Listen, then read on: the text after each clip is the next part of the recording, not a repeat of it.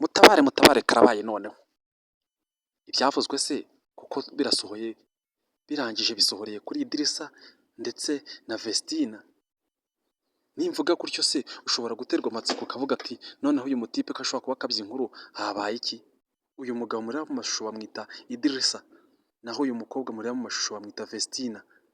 ngira ngo aba bantu murabazi cyane uyu Idirisa yamamaye mu gihugu cy'iwabo cyitwa Burkina Faso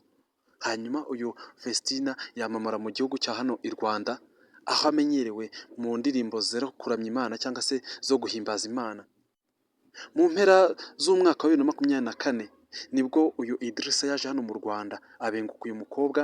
aramukunda ku buryo bukomeye ari naho yaje gufata umwanzuro mu kwezi kwa kabiri umwaka w'ibihumbi 2025 bafata umwanzuro w'uko bagomba kubana byemewe n'amategeko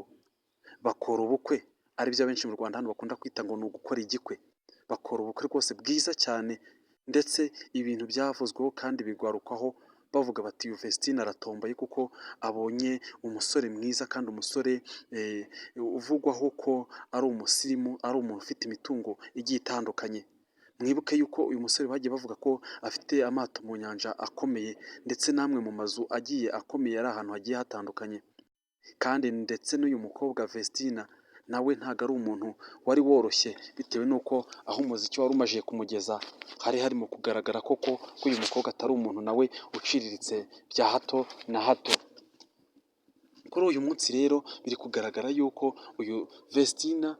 yarangije gufata umwanzuro yuko agomba gutandukana n'uyu mutipe Idirisa kuko hari amagambo yitangarije ku rubuga rwe rwa Instagram mu gihe kitarenze nk'isaha imwe cyangwa isaha ebyiri aza kubikuraho ariko amazi yarangije kurenga inkombe bitewe na comment abantu bari batangiye kubiteraho ari nabyo kugeza ubu aka kanya byahise bifata uyu Idirisa bigatuma akora unfollow kuri Instagram y'uyu mukobwa ndetse n'uyu mukobwa akimara kwandika ayo magambo urumva nawe yahise akora unfollow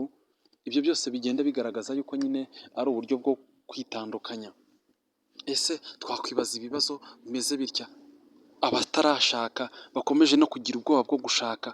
iyo bari kubona inkuru nk'izi ngizi z'abantu babanye bakundana bagatangira gutandukana hadaciye kabiri ibyo byatuma bakumbura kubaka byatuma bakumbura kugira urugo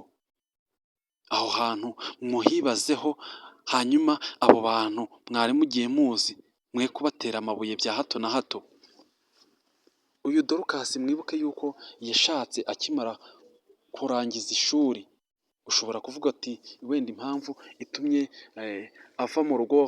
vuba nuko yashatse akiri umwana abandi nabo bakavuga bati ntago yari yakamenya uko zubakwa niyo mpamvu hari wenda imuteye kuba yahita abasenya urugo ariko abazi gucukumbura neza n'abazi gushakisha neza bari kutubwira uburyo ki uyu Idirisa ari intasi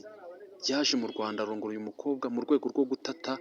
amakuru kuko uyu mukobwa cyangwa se uyu musore nawe ntago batekereza neza ko iki aricyo cyari kigamijwe cyo kuba yakunda uyu mukobwa akaba yamushyira mu mago nk'umuntu uzwiho ubukire bungana kuriya icyo yakabaye yarakurikiyeho uyu mukobwa ni ibintu bitangaje cyane abantu bose bari kwibazaho kandi byabateye urujijo ariko abahanga muri ibyo bari gutekereza ko aricyo cyaba cyabiteye mbibutse ko uyu mukobwa Dorcas kuri ubu ngubu yari amaze iminsi ari muri Canada ariho yari amaze iminsi akorera ibitaramo bye ariko uyu Idirisa nawe bikaba biri kuvuga ko nyuma yo kugaragara ko ari uburyo bwo gutata aya makuru nabyo bagiye kubyigaho bakamenya imva n'imvano y'icyari cyamuzanye mu Rwanda murakoze ndabakunda cyane Imana y'u Rwanda ihorane namwe